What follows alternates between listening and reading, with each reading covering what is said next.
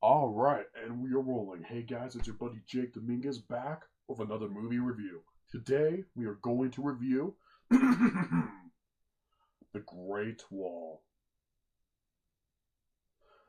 All right, let's get this over with. So, The Great Wall is directed by. Let me see. Let me make sure. I want to make sure I say this right. Yimou Zhang. Yimou Zhang. I want to make sure I pronounce his name right because he's an absolute genius. He's the same man who brought us the film Hero, the film House of Flying Daggers, Flowers of War, that movie with Christian Bale, just some of the greatest films of all time. Not just of Chinese cinema, but of cinema period. The guy's a genius. And it's directed by him, and it tells the story of a couple of European mercenaries who are trying to find what they call black powder. We know that they're referring to gunpowder, right, when you're watching the movie. So they go to China and they find this gigantic wall, what we know as the Great Wall of China. and they find out that the Chinese have created this Great Wall in order to keep a bunch of monsters out. Yeah. And so they kidnap these two European mercenaries, they capture them, and they learn more about why this Great Wall was made, about these monsters that have been attacking them forever and ever. And one of the mercenaries, played by Matt Damon, starts to question his prior life of, thievery and not being a good person, being a mercenary, and starts to learn more about the way the Chinese people live, about how they live with honor and fighting for family and blah, blah, blah. And he starts to rethink his life and decides to help the Chinese fight these monsters once and for all. So, yeah, very fictional tale. This is I don't think there were really gigantic monsters attacking China, and that's why they created the Great Wall. But it doesn't matter. It's a movie, and we all know that when we watch it. And I was pretty excited going in to see this movie just because of the director alone. He's a brilliant filmmaker. I was watching some of Hero on Netflix just the other day in preparation for this film. And it is an incredibly shot, amazing film. Again, not just in terms of world cinema, just cinema period. And I'm a massive fan of Matt Damon. I mean, Matt Damon is one of those actors that if he's in a movie, I'm going to see it because he's in it. There is a handful of actors that I can say that for, and Matt Damon is one of them. In the context of this movie, though, that doesn't say a lot. Okay, let's talk about the Great Wall overall. Have you ever seen a movie that has good things in it, that has good ideas, that has potential, but didn't quite get that potential just right? Like you're watching the movie and you're like, okay, that's a good idea for a scene, that's a good idea for a story, but you didn't quite get it there just right.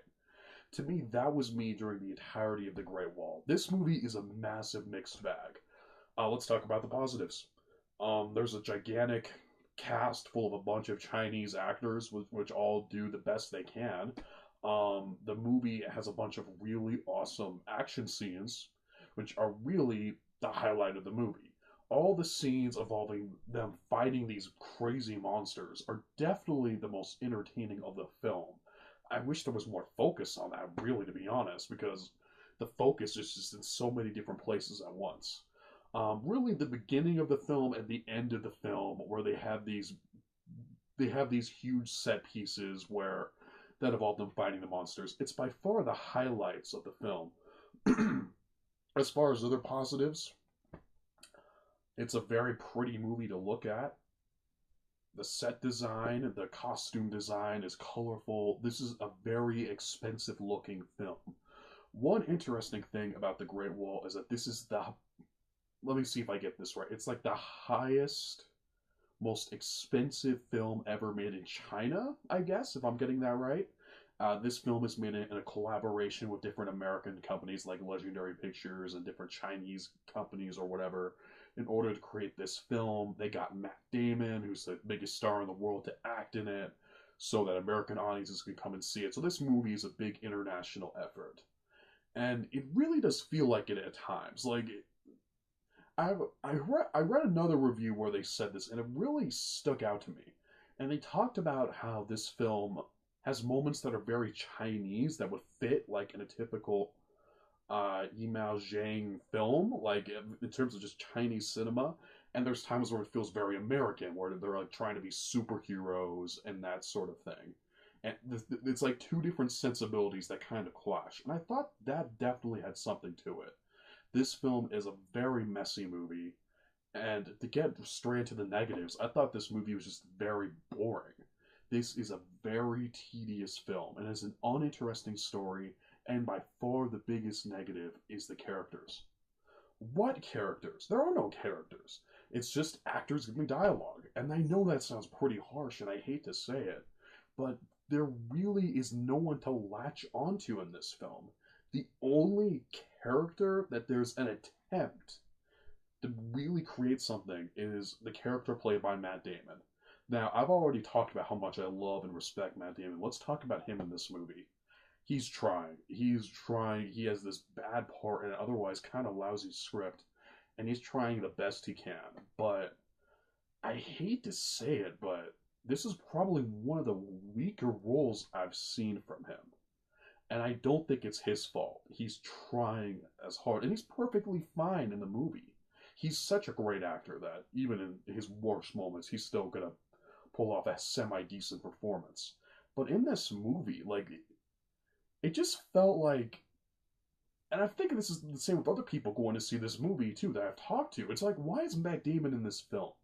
Like, this is so not the kind of film he would normally do. It seems so below him. I mean, that sounds so condescending. I'm sorry, but it, I don't know. Like, he's just an emotionless character, and he has nothing to work with.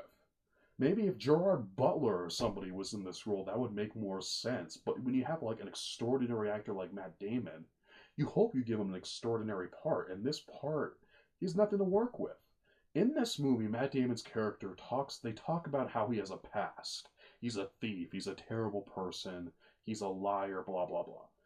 And how he's and the movie shows him supposedly changing into a good person by hanging out with the Chinese.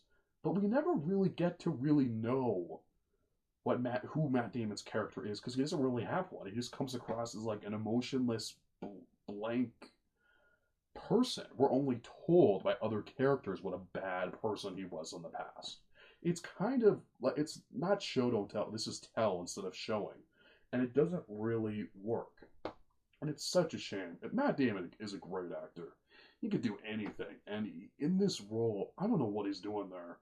And honestly, I'm not really sure what he's doing in this movie, besides the fact that they needed to get the biggest star in the world to act in it. Overall, it's a big mixed bag of a movie. It's pretty to look at. It's mostly entertaining, but it just didn't quite. There's so many things in this movie that could have been really good. Like there's a subplot about involving this, like I think it was like a cook. Like he was like one of the soldiers who was mainly a cook, and he wasn't that good a soldier. And Matt Damon's character kind of takes him under his wing. Like there's little things like that could lead to some cool character moments and some awesome just action scenes later on. I don't know. It's just I don't know. This movie's a bit of a mixed bag.